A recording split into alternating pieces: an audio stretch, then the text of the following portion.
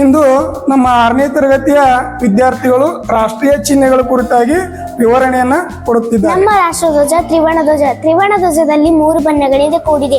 ಅವು ಯಾವುವೆಂದರೆ ಕೇಸರಿ, ಬಿಳಿ, ಹಸಿರು. ಕೇಸರಿ ಬಣ್ಣವು ಧೈರ್ಯ ಮತ್ತು ತ್ಯಾಗವನ್ನು ಸೂಚಿಸುತ್ತದೆ. ಬಿಳಿ ಬಣ್ಣವು ಶಾಂತಿ, ಶುದ್ಧತೆ, ಸತ್ಯವನ್ನು ಸೂಚಿಸುತ್ತದೆ.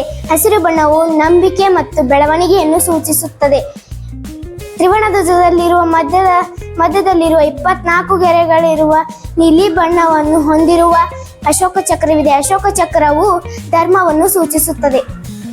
ನನ್ನ ವಿಷಯ ಹುಲಿ. ಹುಲಿ ಒಂದು ಭಾರತದ ರಾಷ್ಟ್ರೀಯ ಪ್ರಾಣಿ. ಹುಲಿಯನ್ನು 1983ರಲ್ಲಿ ನಮ್ಮ ರಾಷ್ಟ್ರೀಯ ಪ್ರಾಣಿ ಎಂದು ಘೋಷಿಸಲಾಯಿತು. ಹುಲಿ ವೇಗವಾಗಿ ಓಡಬಲ್ಲದು. ಹುಲಿ ಕಾಡು ಪ್ರಾಣಿ. ಹುಲಿ ಒಂದು ಬುದ್ಧಿವಂತ ಪ್ರಾಣಿ. ಕಮಲ ಒಂದು ರಾಷ್ಟ್ರೀಯವು. ಅದು ಸುಂದರವಾದ ಹೂವು. ಕಮಲದಲ್ಲಿ ದೊಡ್ಡ ಎಲೆಗಳು ಇರುತ್ತವೆ. ಅದು ನೀರಲ್ಲಿ ಅರಳುತ್ತವೆ. ಕಮಲ ಅಂದರೆ ಎಲ್ಲರಿಗೂ ಬಹಳ ಇಷ್ಟ. ರಾಷ್ಟ್ರೀಯ ಪಕ್ಷಿ ನವಿಲು. ನವಿಲು ಭಾರತದ ರಾಷ್ಟ್ರೀಯ ಪಕ್ಷಿ. ಇದು ಉದ್ದನೆಯ ಕತ್ತು ಹೊಂದಿದೆ.